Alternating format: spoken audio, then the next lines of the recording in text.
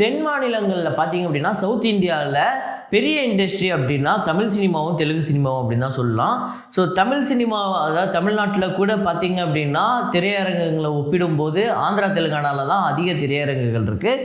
So அங்கே தான் பெரிய வியாபாரமே இருக்குது. ஸோ அப்படி பார்க்கும்போது இங்கேருந்து பெரிய நடிகர்கள் கூட அந்த தெலுங்கு ப்ரொடியூசரையோ தெலுங்கு டைரக்டரையோ போகிறதுக்கு அங்கே இருக்கிற பிஸ்னஸை பிடிக்கிறதுக்கு தான். ஏன்னா ஆந்திரா தெலுங்கானாவில் ஒரு மிகப்பெரிய பிஸ்னஸ் இருக்குது. அப்படி ஆந்திரா தெலுங்கானாவில் மிகப்பெரிய பிஸ்னஸ் இருக்கக்கூடிய அந்த ஆந்திரா தெலுங்கானாவில் 30 கோடிக்கு மேலே தமிழில் ரிலீஸ் ஆன திரைப்படங்கள், 30 கோடிக்கு மேலே வியாபாரம் பண்ண திரைப்படங்கள் என்னென்ன இருக்குது, அதில் எந்த நடிகர்கள் அதிகமாக இருக்காங்க அப்படிங்கிறத பார்ப்போம். ஸோ அதுக்கடுத்து தான் வாத்தி படத்தோட 12வது நாள் வசூல், அப்புறம் சிங்கிள் சங்கரோ ஸ்மார்ட் ஃபோன் சிம்ரனோ அந்த படத்தோட வசூல், பகாசுரன், அப்புறம் துணிவு படத்தோட ஃபைனல் பாக்ஸ் ஆஃபீஸ் கலெக்ஷன், அப்புறம் ஷேர், இது எல்லாமே இந்த வீடியோவில் பார்க்கலாம். அப்புறம் மகிழ் திருமேனி செஞ்ச ஒரு தரமான சம்பவம். ஆமாங்க, 4 years ஆஃப் தடம். ஸோ தடம் படத்தோட பாக்ஸ் ஆஃபீஸ் கலெக்ஷன் ரிப்போர்ட் என்ன அப்படிங்கிறத இந்த வீடியோவில் நம்ம பார்ப்போம். ஸோ வீடியோக்குள்ளே போகிறதுக்கு முன்னாடி நம்ம சேனலை நீங்கள் சப்ஸ்கிரைப் பண்ணலாம் அப்படின்னா பண்ணிவிடுங்க. பக்கத்தில் இருக்க பெல் ஐக்கானை அப்படியே ப்ரெஸ் பண்ணிவிடுங்க. வாங்க வீடியோக்குள்ளே போகலாம். ஃபஸ்ட்டு சிங்கிள் சங்கரோ ஸ்மார்ட் ஃபோன் சிம்ரன் படத்தோட Day 5 கலெக்ஷன் தமிழ்நாட்டில் 26 லட்சம், வேர்ல்டு வைடு 30 லட்சம். இந்த படத்தோட டோட்டல் கலெக்ஷன் 1,48,00,000 தமிழ்நாட்டிலையும், வேர்ல்டு வைடு 1,75 லட்சமும். இந்த படத்தோட பட்ஜெட் 4 கோடி. ஸோ ஒரு வித்தியாசமான ஒரு கதை காலம் தான். ஏதோ ஒரு ஃபோனில் இருக்கக்கூடிய ஒரு விஷயத்தை லவ் பண்ணுற மாதிரி இருந்தாலும் இந்த படம் பெரிய வெற்றி அடையலை அப்படிங்கிறது தான் வருத்தம். டாடா படத்தோட Day 19 கலெக்ஷன் தமிழ்நாட்டில் 15 லட்சமும், வேர்ல்டு வைடு 18 லட்சமும் வந்து வசூல் பண்ணியிருக்கு. தமிழ்நாட்டில் 18 கோடியும், வேர்ல்டு வைடு 21 கோடியே 77 லட்சமும் வந்து வசூல் பண்ணியிருக்கு. இந்த படத்தோட பட்ஜெட் 8.5 கோடி. ஸோ இந்த படம் தமிழ்நாட்டில் மட்டுமே ஒரு மிகப்பெரிய ஷேரை கொடுத்துருக்கு, மிகப்பெரிய ப்ராஃபிட்டை கொடுத்துருக்கு அப்படின்னு சொல்கிறாங்க. பகாசுரன் படத்தோட Day 12 கலெக்ஷன் தமிழ்நாட்டில் 11 லட்சமும், வேர்ல்டு வைடு 14 லட்சமும் வந்து வசூல் பண்ணியிருக்கு. தமிழ்நாட்டில் 3 கோடியே 83 லட்சமும், வேர்ல்டு வைடு 4 கோடியே 78 லட்சமும் வந்து வசூல் பண்ணியிருக்கு. ஸோ இந்த படத்தோட பட்ஜெட் 4.5 கோடி. வாத்தி படத்தோட Day 12 கலெக்ஷன் தமிழ்நாட்டில் 85 லட்சம், ஆந்திரா தெலுங்கானாவில் 1 கோடியே 5 லட்சம், கர்நாடகா ப்ளஸ் ரெஸ்ட் ஆஃப் இந்தியாவில் 15 லட்சம், ஓவர்சீஸில் 30 லட்சம். ஸோ வேர்ல்டு வைடு 2 கோடியே 35 லட்சம் வந்து வசூல் பண்ணியிருக்கு. வாத்தி படத்தோட டோட்டல் கலெக்ஷன் தமிழ்நாட்டில் 35 கோடியே 5 லட்சமும், ஆந்திரா தெலுங்கானாவில் 31 கோடியே 60 லட்சமும், கேரளாவில் 1 கோடியே 20 லட்சமும், கர்நாடகாவில் 6 கோடியே 5 லட்சமும், ரெஸ்ட் ஆஃப் இந்தியாவில் 1 கோடியே 20 லட்சமும், ஓவர்சீஸில் 16 கோடியே 30 லட்சமும், வேர்ல்டு வைடு 91 கோடியே 38 லட்சம் வந்து வசூல் பண்ணியிருக்கு. இந்த படம் கண்டிப்பாக 100 கோடியை நெருங்கி போய்கிட்டு இருக்கு. 100 கோடி வந்து கண்டிப்பாக இன்னும் ஒரு 4-5 நாளில் வந்துடும் அப்படின்னே சொல்லலாங்க. ஸோ கண்டிப்பாக இந்த வீக்கெண்டு முடிகிறதுக்குள்ளே வந்துடும். அதுக்கடுத்து தான் நேற்று ஒருத்தர் கேட்டிருந்தார், மாளிகைப்புறம் படத்தோட கலெக்ஷன் ரிப்போர்ட் சொல்லுங்கள் ப்ரோ, அது எவ்வளோ தான் வந்து வசூல், எவ்வளோ தான் வந்து லாபம் வந்திருக்கு அப்படின்னு கேட்டிருந்தார். ஸோ அந்த படத்தோட கலெக்ஷனையும் ஷேரையும் இப்போ சொல்கிறேன். ஸோ மாளிகைப்புறம் படத்தோட Kerala total collection, gross collection 39.6 crore, அதாவது 39 கோடி 60 லட்சம். இது பார்த்திங்க அப்படின்னா நெட்டு கலெக்ஷனாக பார்த்தீங்கன்னா அது ஜிஎஸ்டிலாம் கழிச்சிட்டு 30 கோடியே 81 லட்சம். இதில் ஷேர் மட்டும் 17 கோடியே 48 லட்சம் வந்திருக்கு. அதாவது ஷேர் மட்டுமே எங்கே கேரளாவில் அவ்வளோ பெரிய வசூல் எடுக்கிறதே பெரிய விஷயம், அதை ஷேராகவே கொடுத்துருக்கு அந்த படம். So world wide gross collection 53 கோடியே 50 லட்சம், வேர்ல்டு வைடு ஷேர் மட்டும் 24 கோடியே 75 லட்சம் வந்திருக்கு. இந்த படத்தோட பட்ஜெட் 5 கோடி. வெறும் 5 கோடி போட்டு மிகப்பெரிய ஷேரை எடுத்துகிட்டு போயிருக்காங்க. இந்த படத்துக்கு டிஸ்ட்ரிபியூட் பண்ணவங்கலேருந்து, ப்ரொடியூசர்லேருந்து, இந்த படத்தை சேட்டலைட் ரைட்ஸில் வாங்கினவங்கலேருந்து, டிஜிட்டல் ரைட்ஸுக்கு வாங்கினவங்கலேருந்து எல்லாருக்குமே ஒரு மிகப்பெரிய லாபம். அதுவும் ஹாட்ஸ்டார் ரீசெண்டாக ரிலீஸ் ஆகிருக்கு. அதுலேயுமே மிகப்பெரிய நம்பரை வந்து வியூவாக வந்திருக்கு அப்படின்னு சொல்கிறாங்க. மிகப்பெரிய வெற்றி திரைப்படமாக அமைஞ்சிருக்கு மாளிகைப்புறம். ஸோ ஒரு பெரிய ஹீரோ இருக்கணும், ஒரு பெரிய கண்டிப்பாக எல்லாருக்கும் தெரிஞ்ச பேன் இந்தியா லெவல் ரீச் இருக்கக்கூடிய ஒரு ஹீரோ இருக்கணும் அப்படின்லாம் அவசியம் இல்லை. கதை நல்லா இருக்குது அப்படின்னா அது எத்தனை நாள் ஓடினாலுமே, கம்மி கலெக்ஷன் எடுத்தாலுமே பெரிய நம்பரை கலெக்ட் பண்ணும் மொத்தமாக சேர்த்து அப்படிங்கிறதுக்கு ஒரு உதாரணம் மாளிகைப்புறம். ஏன்னா இந்த படத்தோட முதல் நாள் வசூல் 35 லட்சம் 40 லட்சம். அதே மாதிரி தான் 40வது நாள் 50வது நாளுமே வசூல் எடுத்துகிட்டு இருந்துச்சு. அந்த மாதிரி ஒரு மிகப்பெரிய வெற்றி திரைப்படமாக அமைஞ்சது இந்த படம். அதுக்கடுத்து தான் நான் சொல்லியிருந்தேன், ஆந்திரா தெலுங்கானாவில் 30 கோடிக்கு மேலே வசூல் எடுக்கிறது அப்படிங்கிறது, அதுவும் தமிழ் படமாக இருந்து 30 கோடிக்கு மேலே வசூல் எடுக்கிறதுங்கிறது பெரிய விஷயம். ஸோ அப்படி 30 கோடிக்கு மேலே வசூல் எடுத்த நடிகர்கள் யார், என்னென்ன திரைப்படம் அப்படிங்கிறத பார்ப்போம். So Rajinikanth, super star Rajinikanth அவர்களுக்கு எத்தனை படம் இருக்குது அப்படின்னு பார்த்தீங்கன்னா 3 படம் இருக்குது. அதில் ஒன்று 2.0 87 கோடியே 60 லட்சம் வந்து ஆந்திரா தெலுங்கானாவில் மட்டுமே வசூல் பண்ணியிருக்கு. எந்திரன் 66 கோடியே 75 லட்சம், கபாலி 36 கோடியே 10 லட்சம். அதாவது 3 30 கோடி, ஒரு 50 கோடி, ஒரு 80 கோடி வச்சுருக்காரு. ஸோ பார்த்தீங்கன்னா ஒரு மிகப்பெரிய சம்பவம் தான் பண்ணியிருக்காரு நம்ம சூப்பர் ஸ்டார் ரஜினிகாந்த். அதுக்கு அடுத்ததாக 2 படம் வச்சுருக்கிறது யார் அப்படின்னு பார்த்தீங்கன்னா தளபதி விஜயோ இல்லை தல அஜித்தோ இல்லை சூர்யாவோ கிடையாது. அவர் வந்து நம்ம Raghava Lawrence. So master Raghava Lawrence தான் காஞ்சனா 2 and 3. ஸோ காஞ்சனா 3 பார்த்தீங்க அப்படின்னா 34 கோடியே 65 லட்சமும், காஞ்சனா 2 பார்த்தீங்க அப்படின்னா 31 கோடியே 5 லட்சமும் வந்து வசூல் பண்ணியிருக்கு.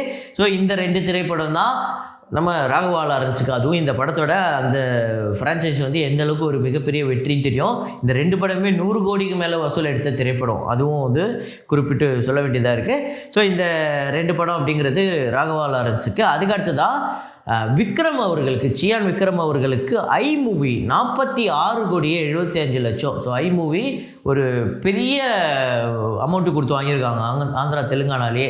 கிட்டத்தட்ட அங்கே மட்டுமே 40 கோடி கொடுத்து இந்த படத்தை வாங்கியிருக்காங்க. ஏன்னா சங்கர் அப்படிங்கிற ஒரு மிகப்பெரிய பிரம்மாண்டம் அப்படி இருந்திருக்கு. ஆனால் இந்த படம் எதிர்பார்த்த அளவுக்கு ஓடலை அப்படிங்கிறது தான் உண்மை. ஆனால் இந்த லிஸ்ட்டில் நம்ம கண்டிப்பாக இந்த படத்தை சேர்த்தாகணும். ஏன்னா 30 கோடிக்கு மேலே கலெக்ஷன் எடுத்திருக்கு. அதுக்கு அடுத்ததாக விக்ரம் 38 கோடியே 90 லட்சம். ஸோ நம்ம உலகநாயகன் கமல்ஹாசனுமே இருக்கார் இந்த லிஸ்ட்டில். ஸோ விக்ரம் வந்து ஒரு படம். அதுக்கு அடுத்ததாக இப்போ வந்திருக்க வாத்தி 31 கோடியே 60 லட்சம். ஸோ அந்த 30 கோடி அப்படிங்கிற ஆந்திரா தெலுங்கானா ரீச்சில் வாத்தியும் வந்து இடம்பெற்றிருக்கு அப்படிங்கிறது ஒரு மகிழ்ச்சியான ஒரு தருணம். ஸோ பார்த்திங்க அப்படின்னா இந்த நடிகர்கள்லாம் எடுத்திருக்காங்க. இனிமேல் என்னென்ன படம்லாம் அந்த 30 கோடி இல்லை, அதில் 50 கோடின்னு வச்சுக்கோங்க. அந்த 50 கோடி எங்கே போய் எந்தெந்த நடிகர்கள்லாம் ரீச் பண்ண போகிறாங்க அப்படிங்கிறத சொல்லுங்கள்.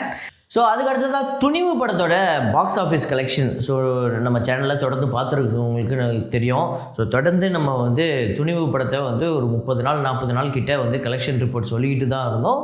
ஸோ கடைசியில் இப்போ வந்து நம்ம அதோட ஃபைனல் பாக்ஸ் ஆஃபீஸ் கலெக்ஷன் எவ்வளோ ஷேர் வந்திருக்கு அப்படிங்கிறத எல்லாத்தையுமே இப்போ சொல்லுவோம். இப்போ இதில் முக்கியமான இன்னொரு விஷயம் என்ன அப்படின்னா, நேற்றுலேருந்து நியூஸ் சேனல்லேருந்து எல்லாத்துலேயுமே இந்த படம் 330 கோடி வேர்ல்டு வைடு கலெக்ஷன் அப்படின்னு சொல்லிக்கிட்டு இருக்காங்க.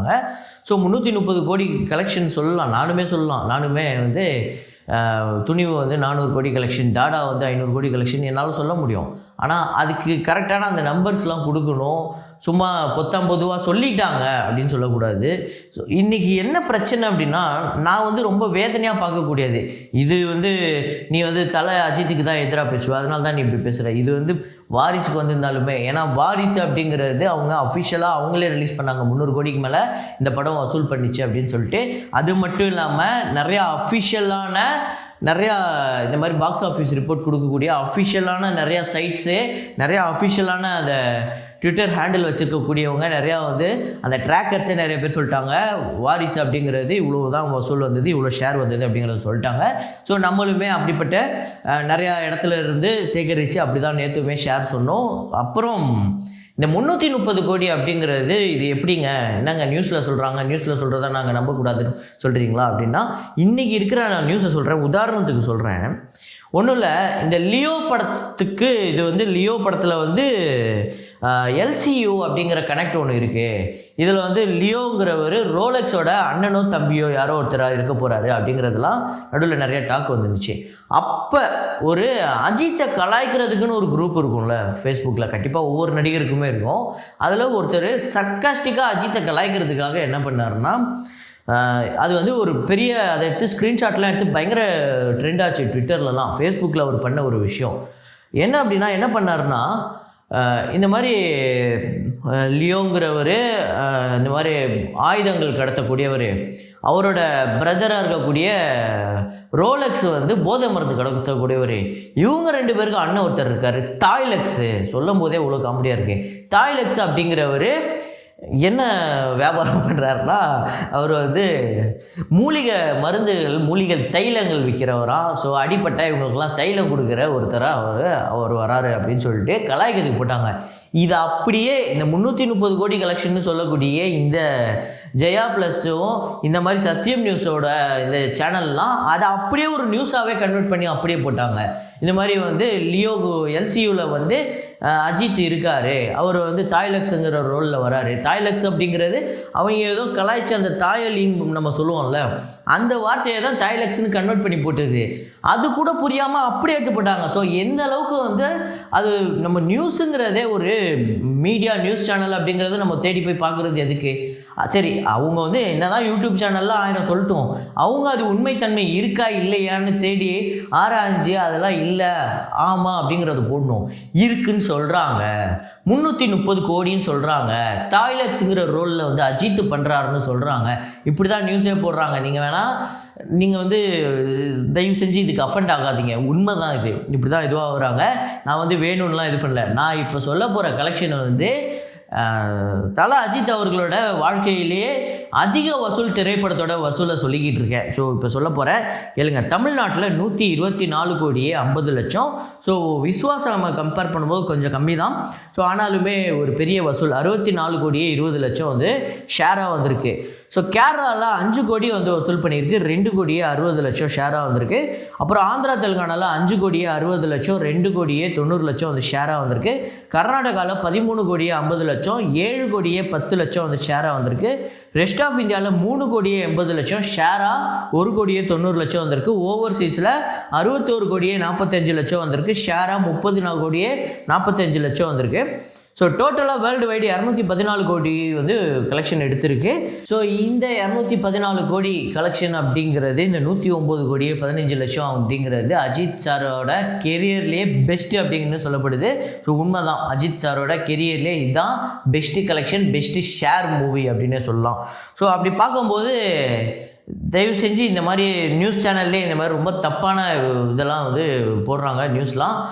நம்ம மீடியா நியூஸ் சேனலே பார்க்குறது எதுக்குன்னா அதில் உண்மைத்தன்மையாக அவங்க ஆராய்ஞ்சு போடுவாங்கன்னு தான். கடைசியில் அவங்க யூடியூப் சேனலுக்குலாம் மோசமாயிட்டாங்க. நானே ஏதாவது போடும்போது இது முதல்ல உண்மை ஆய்விங்கெல்லாம் சொல்கிறாங்களே. இப்போ கூட நேற்று கூட வந்து லியோவோட அதிக கலெக்ஷனு, அதாவது ப்ரீ ரிலீஸ் பிஸ்னஸ் பண்ணிடுச்சு சூர்யா 42 அப்படின்னு சொன்னாங்க. அப்படியா அப்படின்னு சொல்லிட்டு அதை போய் நிறைய இடத்துல இது பண்ணி நான் தெரிஞ்ச சில பேருக்குலாம் வந்து விசாரிக்கும் போது தான் தெரிஞ்சுது. அது 2 பார்ட்டாக பண்ணியிருக்காங்க, 2 பார்ட்டும் சேர்த்து ப்ரீ ரிலீஸ் பிஸ்னஸ் அப்படின்னு சொல்கிறாங்க. ஸோ அப்படி பார்த்தா லியோவோட அதிகமாக அப்படின்னு கேட்டிங்கன்னா அதிகம்தான். ஆனால் அது 2 பார்ட்டு அப்படிங்கிறதே ஒன்று வச்சுக்கணும். இன்னொன்று அந்த படம் 10 லாங்குவேஜில் வருது, 10 லாங்குவேஜ், அதாவது போஜ்புரி, ஒடியா, அது இதுன்னு. ஸோ இதை பற்றி நம்ம இன்னொரு வீடியோவில் பேச வேண்டியது இருக்குது, கண்டிப்பாக பேசுவோம். ஸோ முதல் 1000 கோடி அப்படிங்கிற அந்த கனவை எந்த படம் உடைக்க போகுது அப்படிங்கிற ஒரு ஸ்பெஷல், அந்த 1000 crore ட்ரீம் ஆஃப் கோலிவுட் அப்படிங்கிற டைட்டில்லே நம்ம கண்டிப்பாக பண்ண வேண்டியது இருக்குது. இந்த வேறு எதுவுமே இல்லாமல் அந்த ஒரு டைட்டிலில் மட்டுமே பண்ண வேண்டியது இருக்குது. அதை கண்டிப்பாக பண்ணுவோம். இன்றைக்கி சாயங்காலம், இன்றைக்கி நைட்டோ இல்லை நாளைக்கு காலையிலையோ அந்த வீடியோ கண்டிப்பாக அப்லோட் ஆகிடும். ஸோ துணிவு அப்படிங்கிறது ஒரு மிகப்பெரிய வெற்றி திரைப்படம். தயவு செஞ்சு நான் ரொம்ப கம்மியான கலெக்ஷன் சொல்கிறேன்னு அஃபெண்ட் ஆகாதீங்க, இதுதான் உண்மை. அப்புறம் யாரும் 330 கோடி சொல்கிறாங்கன்னெலாம் சொல்லிக்கிட்டு வராதிங்க. அப்புறம் 4 years ஆஃப் தடம். ஸோ மகிழ் திருமேனி அவர்கள் இப்போ அஜித் கூட வந்து அடுத்த படம் AK62 பண்ண போகிறாரு அப்படிங்கிறது நம்ம எல்லாருக்குமே தெரியும். ஆனால் இந்த படத்துக்கு முன்னாடி அவர் என்ன தான் வந்து உதயநிதி கூட அந்த கழகத் தலைவன் பண்ணியிருந்தாலுமே இவரோட மாஸ்டர் பீஸ் அப்படின்னு சொல்லிட்டு நம்ம சில படங்கள் சொல்லலாம். இப்போ கூட மீகாமன்லாம் சொல்லிக்கிட்டு இருக்காங்க. அந்த மாதிரி ஒரு மாஸ்டர் பீஸ் தான் தடம். ஸோ இந்த படத்தோட பட்ஜெட் பார்த்திங்க அப்படின்னா 6 கோடி, தமிழ்நாட்டில் மட்டுமே 19 கோடியே 50 லட்சம் வந்து வசூல் பண்ணியிருக்கு. ரெஸ்ட் ஆஃப் இந்தியாவில் 2.5 கோடி வந்து வசூல் பண்ணியிருக்கு. ஓவர்சீஸில் 4 கோடியே 20 லட்சம், வேர்ல்டு வைடு 26 கோடியே 20 லட்சம். யானை தான் வந்து இவரோட ஹையஸ்ட் கலெக்ஷன், 36 கோடி வந்து லைஃப் டைம் கிராஸ் கலெக்ஷன் எடுத்தது. ஸோ செகண்ட் ஹையஸ்ட் அப்படிங்கிறது அருண் விஜய்க்கு இந்த படம் தான், தடம் தான். ஸோ எனக்கு தெரிஞ்சு தடம் தான் இவரோட லைஃபையே புரட்டி போட்ட ஒரு தருணம்னு சொல்லலாம். ஏன்னா இத்தனை வருஷம் அவர் எனக்கு தெரிஞ்சு 90s கஷ்டப்பட்டு வராரு. பிரியமாதி இதுன்னு என்னென்னமோ படம்லாம் நடித்தார். சில படங்கள் நல்லாயிருக்கும், சில படம் சூப்பராக இருக்கும், இருந்தாலும் ஓடாது. ஆனால் இவரோட லைஃபையே அப்படியே புரட்டி போட்டது இத்தனை வருட இந்த தமிழ் சினிமாவோட இவரோட அந்த ஜேர்னியே திருப்பி போட்டு இவரை ஒரு நடிகராக நம்மளை எல்லாருமே திரும்பி பார்க்க வச்ச படம் தடம் அப்படின்னு சொல்லலாம். என்னதான் தடையற தாக்க அப்படின்னு இதே ஒரு காம்போவில் வந்திருந்தாலுமே தடம் தான் அந்த விஷயத்தை பிரேக் பண்ணி இவருக்கு அடுத்த ஒரு பெரிய பிஸ்னஸை கொடுத்த ஒரு படம் அப்படின்னு சொல்லலாம். ஸோ தடம் அப்படிங்கிறது அந்த படத்தில் ரொம்ப ஸ்க்ரீன் பிளே சூப்பராக இருக்கும். அந்த 2 பேர் அண்ணங்கிறது ஒருத்தருக்கு வந்து ஒரு மாதிரி நெகட்டிவாக கொடுத்துருப்பாங்க, ஒருத்தர் வந்து ரொம்ப நல்லவர், இதில் யாரோ ஒருத்தர் கொலை பண்ணியிருப்பார் அப்படின்னு பார்க்கும்போது அதில் ஒருத்தர் தான் கொலை பண்ணியிருப்பார். ஆனால் இவங்க 2 பேர் பயங்கரமாக அடிச்சுப்பாங்க, பயங்கரமாக அவங்களுக்குள்ள சாகுற அளவுக்கு இது பண்ணிப்பாங்க. ஆனால் ஒருத்தருக்கு ஏதாவது ஒரு பிரச்சனைனா 2 பேரும் ஒன்று சேர்ந்துருவாங்க அப்படிங்கிற ஒரு ட்விஸ்டோட படத்தில் முடிச்சிருப்பாரு. வேறு லெவலில் இருக்கும். இந்த தடம் படம் உங்களுக்கு எத்தனை பேருக்கு ஃபேவரட் அப்படிங்கிறத கமெண்ட்டில் போடுங்க. ஸோ இதே மாதிரி ஒரு வீடியோவில் இதே மாதிரி ஒரு கலெக்ஷன் ரிப்போர்ட்டில் மீண்டும் நான் உங்களை சந்திக்கிறேன். Signing off Rahman.